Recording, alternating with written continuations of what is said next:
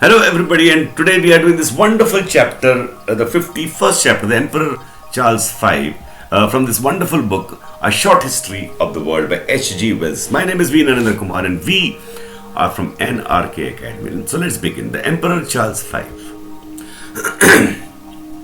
The Holy Roman Empire came to a sort of climax in the reign of the Emperor Charles V. He was one of the most extraordinary monarchs that Europe has ever seen. For a time, he had the air of being the greatest monarch since Charlemagne. His greatness was not of his own making. It was largely the creation of his grandfather, the Emperor Maximilian I, 1459 to 1519. Some families have fought, others have intrigued their way to world power. The Habsburgs married their way. Maximilian began his career with Austria, Styria, part of Alsace, and other districts, the original Habsburg patrimony. He married, the lady's name scarcely matters to us, the Netherlands and Burgundy. Most of Burgundy slipped from him after his first wife's death, but the Netherlands he held. Then he tried unsuccessfully to marry Brittany. He became emperor in succession to his father, Frederick III, in 1493, and married the Duchy of Milan. Finally, he married his son to the weak-minded daughter of Ferdinand and Isabella, the Ferdinand and Isabella of Columbus, who not only reigned over a freshly united Spain and over Sardinia and the kingdom of the two Sicilies, but over all America west of Brazil. So it was that this Charles V, his grandson, inherited most of the American continent and between a third and a half of what the Turks had left of Europe. He succeeded to the Netherlands in 1506. When his grandfather Ferdinand died in 1516, he became practically king of the Spanish dominions, his mother being imbecile and his grandfather Maximilian dying in 1519. He was in 1520 elected emperor at the still comparatively tender age of 20. He was a fair young man with a not very intelligent face, a thick upper lip, and a long clumsy chin. He found himself in a world of young and vigorous personalities. It was an age of brilliant young monarchs. Francis I had succeeded to the French throne in 1515 at the age of 21. Henry VIII had become king of England in 1509 at 18. It was the age of Babur in India, 1526 to 1530, and Suleiman the Magnificent in Turkey, 1520. Both exceptionally capable monarchs, and the Pope Leo X, 1513, was also a very distinguished pope. The Pope and Francis I attempted to prevent the election of Charles as emperor because they dreaded the concentration of so much power in the hands of one man. Both Francis I and Henry VIII offered themselves to the imperial electors. But there was now a long established tradition of Habsburg emperors since 1273, and some energetic bribery secured the election for Charles. At first, the young man was very much a magnificent puppet in the hands of his ministers. Then slowly, he began to assert himself and take control. He began to realize something of the threatening complexities of his exalted position. It was a position as unsound as it was splendid. From the very outset of his reign, he was faced by the situation created by Luther's agitations in Germany. The emperor had one reason for siding with the reformers in the opposition of the Pope to his election, but he had been brought up in Spain, that most Catholic of countries, and he decided against Luther. So he came into conflict with the Protestant princes, and particularly the Elector of Saxony. He found himself in the presence of an opening rift that was to split the outworn fabric of Christendom into two contending camps. His attempts to close that rift were strenuous and honest and ineffective. There was an extensive peasant revolt in Germany which interwove with the general political and religious disturbance, and these internal troubles were complicated by attacks upon the empire from east and west alike. On the west of Charles was his spirited rival Francis I. To the east was the ever-advancing Turk, who was now in Hungary in alliance with Francis and clamoring for certain arrears of tribute from the Austrian dominions.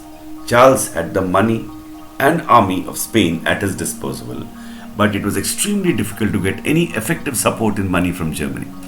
His social and political troubles were complicated by financial distresses. He was forced to ruinous borrowing. On the whole, Charles, in alliance with Henry VIII, was successful against Francis I and the Turk. Their chief battlefield was North Italy. The generalship was dull on both sides. Their advances and retreats depended mainly on the arrival of reinforcements. The German army invaded France, failed to take Marseilles, fell back into Italy, lost Milan, and was besieged in Pavia. Francis I made a long and unsuccessful siege of Pavia, was caught by fresh German forces, defeated, wounded, and taken prisoner. But thereupon, the Pope and Henry VIII, still haunted by the fear of his attaining excessive power, turned against Charles. The German troops in Milan, under the Constable of Bourbon, being unpaid, forced rather than followed their commander into a raid upon Rome. They stormed the city and pillaged it. 1527. The Pope took refuge in the castle of St. Angelo while the looting and slaughter went on. He bought off the German troops at last by the payment of 400,000 ducats. 10 years of such confused fighting impoverished all Europe. At last, the emperor found himself triumphant in Italy. In 1530, he was crowned by the Pope. He was the last German emperor to be so, crowned at Bologna. Meanwhile, the Turks were making great headway in Hungary. They had defeated and killed the king of Hungary in 1526. They held Budapest, and in 1529, Suleiman the Magnificent very nearly took Vienna. The emperor was greatly concerned by these advances and did his utmost to drive back the Turks. But he found the greatest difficulty in getting the German princes to unite, even with this formidable enemy upon their very borders. Francis I remained implacable for a time, and there was a new French war.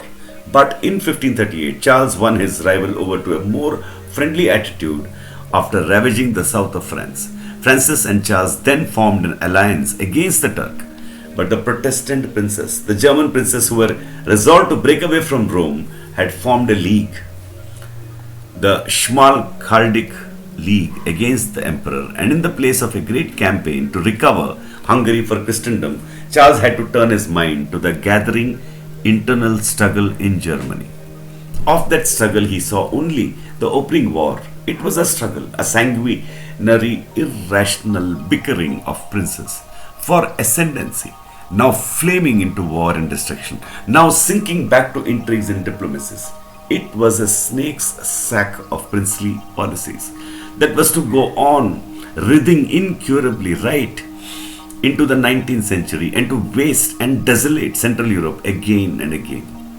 The emperor never seems to have grasped the true forces at work in these gathering troubles. He was, for his time and station, an exceptionally worthy man, and he seems to have taken the religious dissensions that were tearing Europe into warring fragments as genuine theological differences. He gathered diets and councils in futile attempts at reconciliation. Formulae and confessions were tried over. The student of German history must struggle with the details of the religious peace of Nuremberg, the settlement at the Diet of Ratisbon, the interim of Augsburg, and the like. Here, we do but mention them as details in the worried life of this culminating emperor. As a matter of fact, hardly one of the multifarious princes and rulers in Europe seems to have been acting in good faith. The widespread religious trouble of the world, the desire of the common people for truth and social righteousness, the spreading knowledge of the time, all those things were merely counters in the imaginations of princely diplomacy. Henry VIII of England, who had begun his career with a book against heresy and who had been rewarded by the Pope with the title of Defender of the Faith, being anxious to divorce his first wife in favor of a young lady named Anne Boleyn, and wishing also to loot the vast wealth of the church in England, joined the company of Protestant princes in 1530. Sweden, Denmark, and Norway had already gone over to the Protestant side.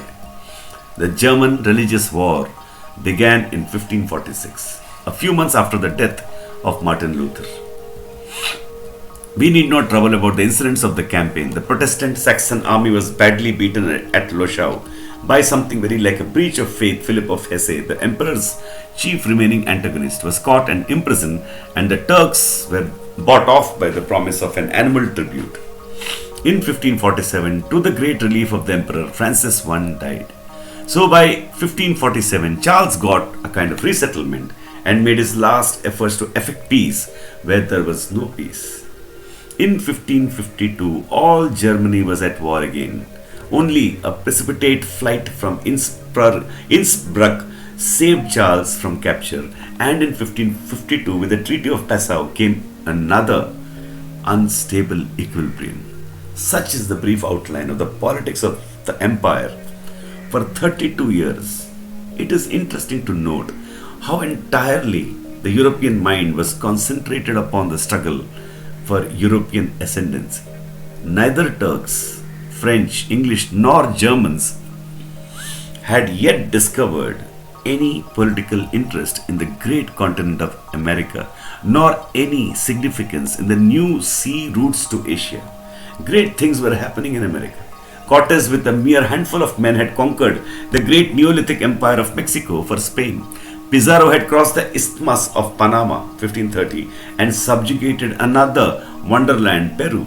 But as yet, these events meant no more to Europe than a useful and stimulating influx of silver to the Spanish treasury. It was after the Treaty of Passau that Charles began to display his distinctive originality of mind. He was now entirely bored and disillusioned by his imperial greatness. A sense of the intolerable futility of these European rivalries came upon him. He had never been of a very sound constitution. He was naturally indolent, and he was suffering greatly from gout. He abdicated. He made over all his sovereign rights in Germany to his brother Ferdinand and Spain and the Netherlands. He resigned to his son Philip. Then, in a sort of magnificent dudgeon, he retired to a monastery at Yuste among the oak and chestnut forests in the hills to the north of Tagus Valley. There he died in 1558. Much has been written in a sentimental vein of this retirement, this renunciation of the world by this tired, majestic Titan, world-weary, seeking in an austere solitude his peace with God. But his retreat was neither solitary nor austere. He had with him nearly 150 attendants. His establishment had all the splendor and indulgences without the fatigues or a court. And Philip too was a dutiful son to whom his father's advice was a command. And if Charles had lost his living interest in the administration of European affairs, there were other motives of a more immediate sort to stir him. Says Prescott, in the almost daily correspondence between Quixada or Gastelum and the Secretary of State at Valladolid, there is scarcely a letter that does not turn more or less on the emperor's eating or his illness. The one seems naturally to follow like a running commentary on the other. It is rare that such topics have formed the burden of communications with the Department of State. It must have been no easy matter for the secretary to preserve his gravity in the perusal of dispatches in which politics and gastronomy were so strangely mixed together. The courier from Valladolid to Lisbon was ordered to make a detour so as to take Jarandilla in his route and bring supplies to the royal table. On Thursdays, he was to bring fish to serve for the jour maigre that was to follow. The trout in the neighborhood Charles thought too small, so others of a larger size were to be sent from Valladolid. Fish of every kind was to his taste, as indeed was anything that in its nature or habits at all approached to fish. Eels, frogs, oysters occupied an important place in the royal bill of fare. Potted fish, especially anchovies, found great favor with him, and he regretted that he had not brought a better supply of these from the Low Countries. On an eel pasty he particularly doted. In 1554, Charles had obtained a bull from Pope Julius III, granting him a dispensation from fasting and allowing him to break his fast early in the morning, even when he was to take the sacrament.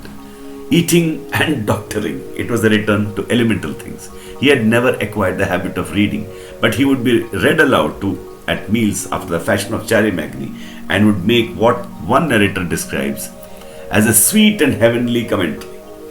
He also amused himself with mechanical toys by listening to music or sermons and by attending to the imperial business that still came drifting into him.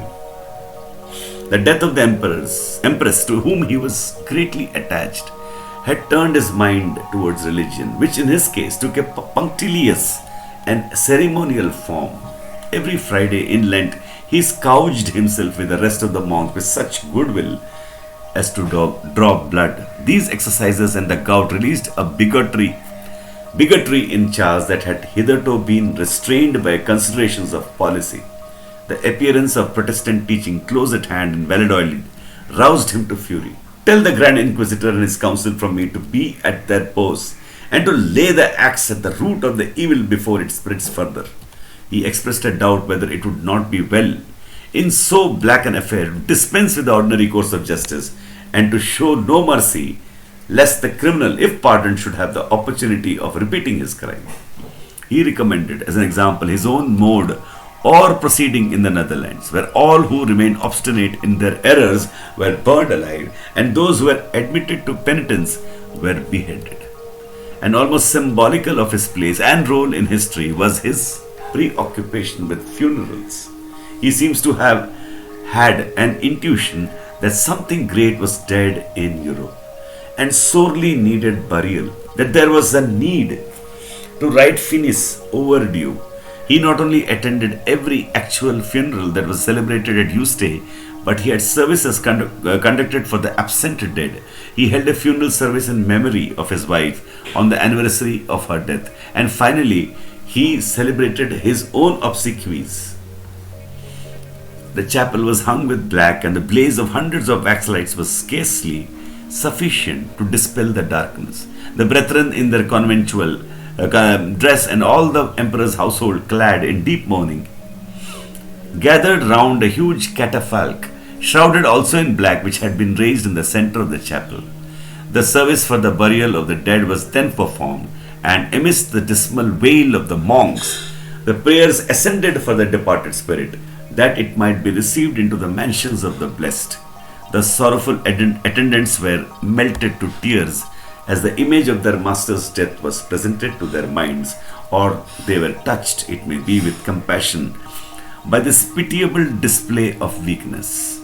Charles, muffled in a dark mantle and bearing a lighted candle in his hand, mingled with his household, the spectator of his own obsequies, and the doleful ceremony was concluded by his placing the taper in the hands of the priest in sign of his surrendering up his soul to the Almighty.